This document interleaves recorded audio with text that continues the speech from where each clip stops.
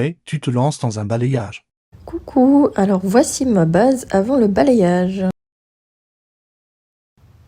On commence par humidifier les cheveux pour pouvoir appliquer un soin protecteur. On démêle bien pour pas qu'il y ait de nœuds et faciliter l'application. Ensuite, on réalise 2 sections afin de pouvoir appliquer le produit correctement. Ici, j'ai choisi K18. On fait des sous-sections et on vaporise bien partout. On démêle de nouveau pour répartir le produit uniformément. Une fois le produit appliqué, on laisse poser 4 minutes. Pendant ce temps, on prépare notre décoloration. On ajoute 40 de poudre pour 80 d'oxydant crème, volume 30. On verse dans un contenant en plastique et on mélange le tout afin d'obtenir une pâte homogène. Pour que ce soit plus simple à appliquer, on sèche les cheveux. On divise ensuite les cheveux en 4 parties. Je galère un peu parce que je ne vois pas ce qui se passe derrière.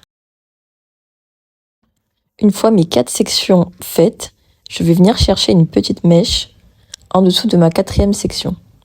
Je vais venir crêper à l'aide d'un peigne. Malheureusement, je n'ai pas pu filmer de l'autre côté. Je vais donc vous montrer de plus près ce que ça donne. Une fois que j'ai crêpé, je vais venir avec l'embout pointu de mon peigne chercher des micro-mèches dans ma mèche. Je fais en sorte de laisser un espace égal entre chaque petite mèche que je viens récupérer. C'est un peu comme de la couture.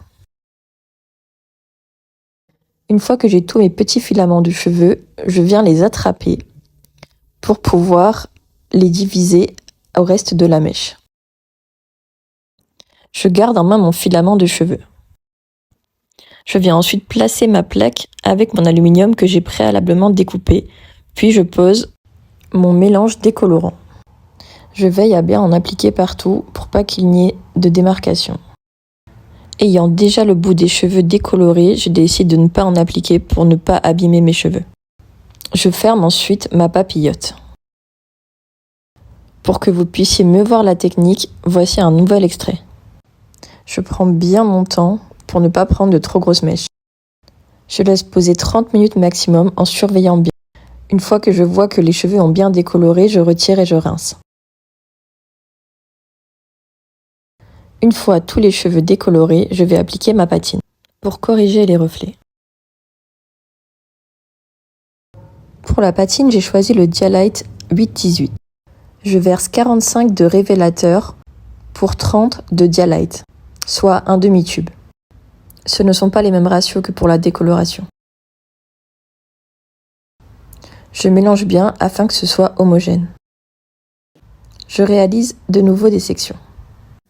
Normalement, la patine se fait directement après la décoloration, mais par manque de temps, je l'ai faite le lendemain. C'est pour ça que mes cheveux sont déjà secs. Je répartis ensuite ma patine sur chacune de mes mèches. Il est possible de poser une patine sur cheveux humides. Je répartis bien la patine à l'aide de mes mains. Puis, je laisse poser 15 minutes maximum, en surveillant. Une fois que j'ai rincé mes cheveux, lavé et laissé poser un masque, je les essore et j'applique un thermoprotecteur.